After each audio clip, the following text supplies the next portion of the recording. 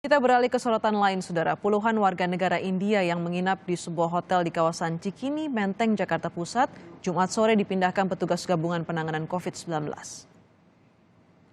Dengan menggunakan bus, warga negara India ini dipindahkan ke salah satu hotel di kawasan Jakarta Barat. Pemindahan ini untuk lebih mudah mengawasi proses karantina yang dijalani puluhan warga negara India guna mencegah penyebaran COVID-19.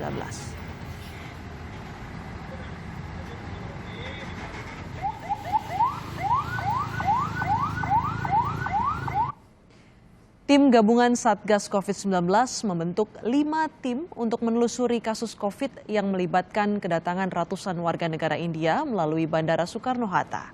Menurut Pangdam Jaya, Maijen Dudung Abdurrahman, ada 12 orang warga negara India yang dinyatakan positif dan sudah menjalani isolasi mandiri di hotel. Seluruh warga negara India yang tiba di Indonesia 2 hari lalu juga menjalani karantina selama 2 pekan lebih dan diawasi ketat oleh Satgas COVID-19. Hasil swab dari 160 orang ini, 153 warga negara asing asli dari India, ada 12 orang yang dinyatakan positif. Nah, 12 orang ini langsung diisolasi mandiri di hotel di Kariston.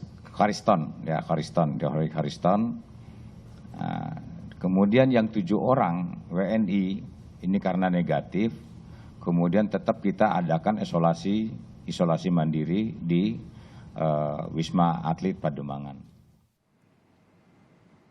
Saudara, saat ini kita bersama juru bicara vaksinasi COVID-19 Kementerian Kesehatan, Siti Nadia Tarmizi. Selamat petang Ibu Nadia, Assalamualaikum. Waalaikumsalam, Mbak Astrid. Selamat sore. Sehat ya Bu Nadia ya? Alhamdulillah, kita semua insya Allah. Alhamdulillah. Ibu Nadia, saya mau cross-check dulu terakhir. Pak Pangdam menyebut ada 12 kasus positif dari warga negara India yang sampai di Indonesia. Masihkah 12 atau hasilnya sudah berubah?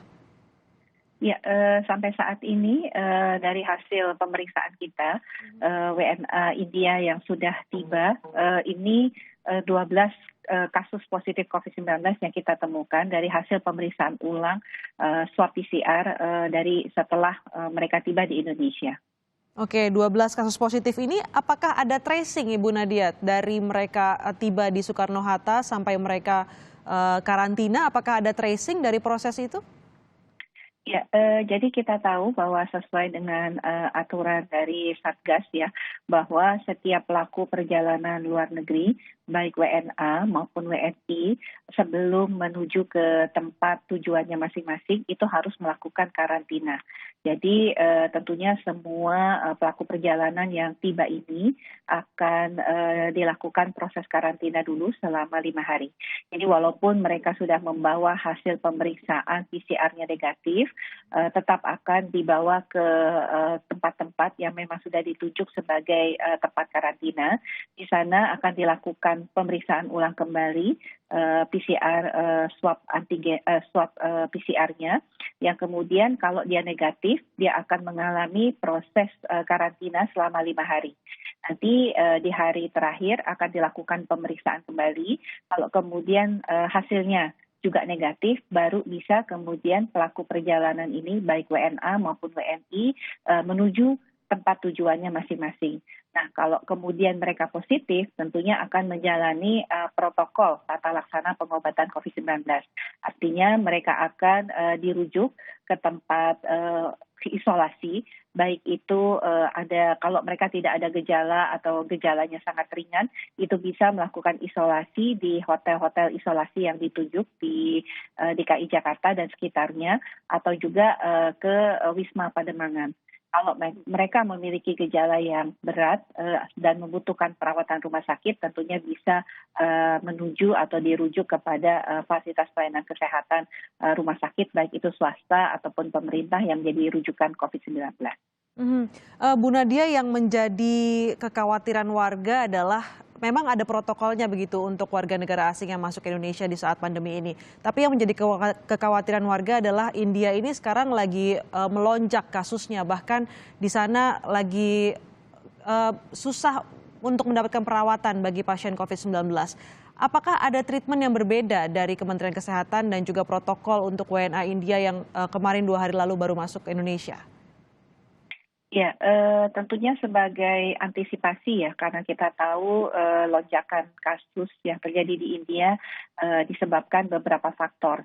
Yang pertama adalah memang karena protokol kesehatan itu sudah mulai kendor dilaksanakan di India, apalagi kemarin sempat ada perayaan keagamaan yang besar, sehingga hampir protokol kesehatan itu tidak dijalankan dengan baik ya.